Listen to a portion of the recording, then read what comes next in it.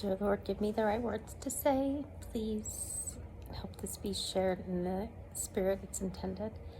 My name's Courtney, and I am sitting in a hospital bed after 8 days, and this is probably one of the hardest things I've ever done, the video, not sitting in the hospital bed.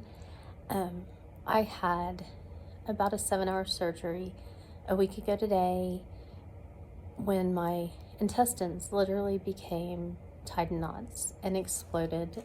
They ruptured. I've never been through anything quite so painful in my life. Had about a 7-hour surgery. They kind of like a garden hose took my intestines and fixed up they didn't fix the parts that were broken, but they cut out the parts that had holes, because I guess there were several sections, and then they piece it back together with a garden hose. If you have places that have holes, you might cut the whole sections out and then paste together the two good sections. So I had that surgery done again a week ago today for the third time, and I'm 50, so I've had 3 of these surgeries in the last 8 years. It's January 23rd, I believe, 2022. My daughter's birthday is January 16th, and that was a week ago today, so I believe it's the 23rd. I'm in a little bit of a time warp, but I've had, and it's 2022, and I had one of these surgeries December 15th, 2019, right before COVID, and then I had another intestinal rupture and surgery July 2014. Maybe it was June. It was either June or July. It was in the summer of 2014. And I don't remember dates perfectly. But I am just making this video because I believe in God. I love God. I believe that actually right now probably the only relationship I have that's anywhere near the caliber it's supposed to be, at least on my end, giving, is with God, because He doesn't expect anything except for us to love Him and be humble and do our best at everything we do. And then I have my kids. I have 5 kids. But I'm making this video because I'm at a point where,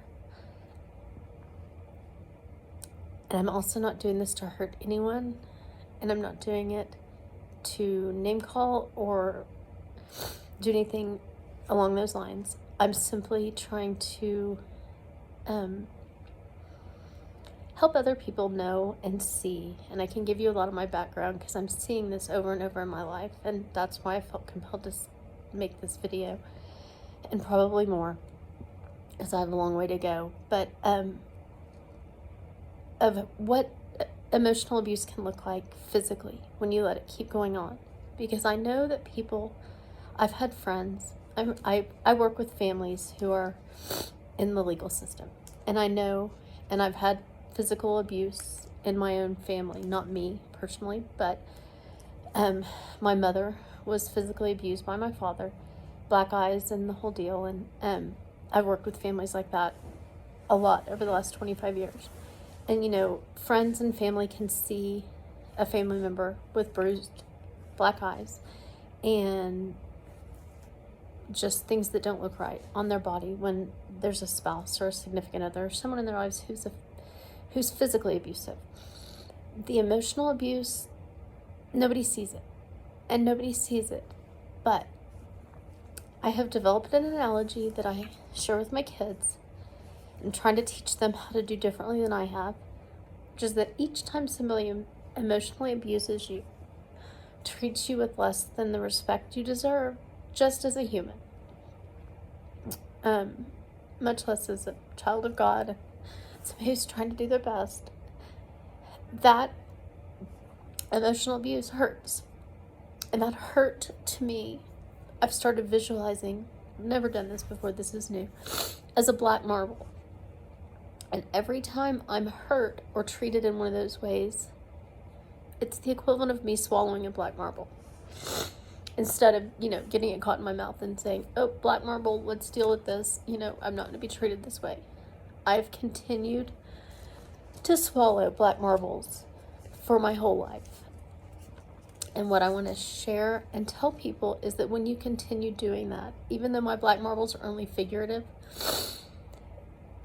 swallowing black marbles your whole life will result in, or can result in, physical injuries that way greater exceed the average physical abuse.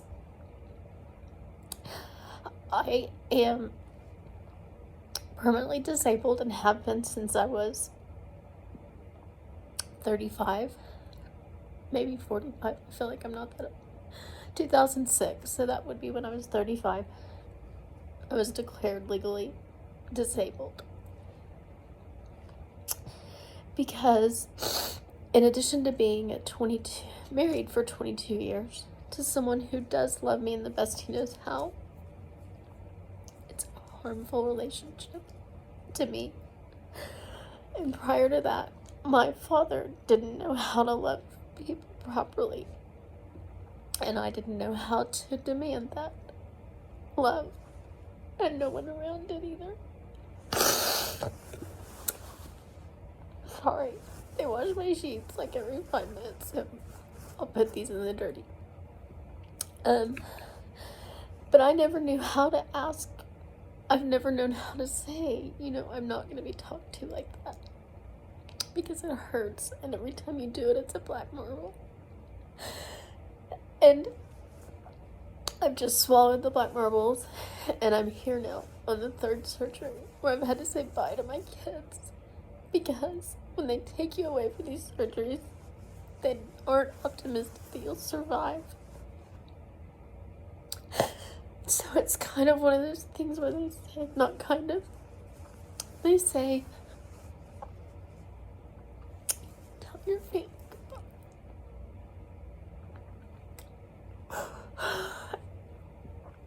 And there's nothing worse for a mom. Or scarier. And I know I have a God who loves me and loves us all and loves my kids way more than I ever could. And He's taking care of them. And if something did happen to me during surgery and I didn't come out, He's got them covered.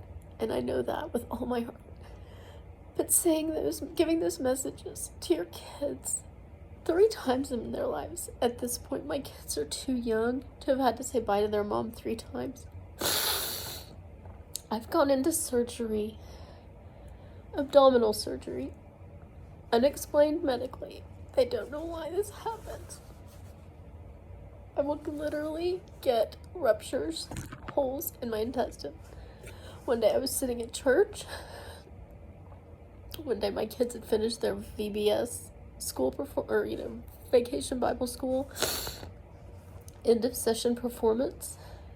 And then this most recent, last week, I had gotten my 2 oldest boys, helped them get off to college, and I had helped, and I was putting away the birthday cake for my daughter's 13th birthday party where we went ice skating and then had pizza.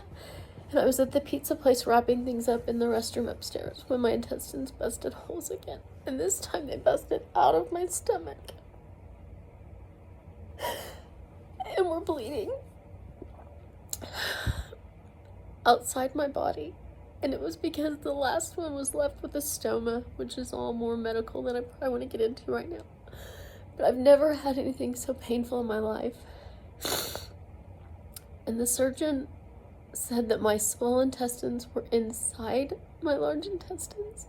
And there were 3 knots and holes. And I thought, oh my goodness. I don't think God could give me a clearer picture that what I'm doing to myself and the way I'm letting myself be treated, I am literally tying my stomach in knots. And there's not a physical cure. I've asked every doctor, what can I do to make sure this doesn't happen again?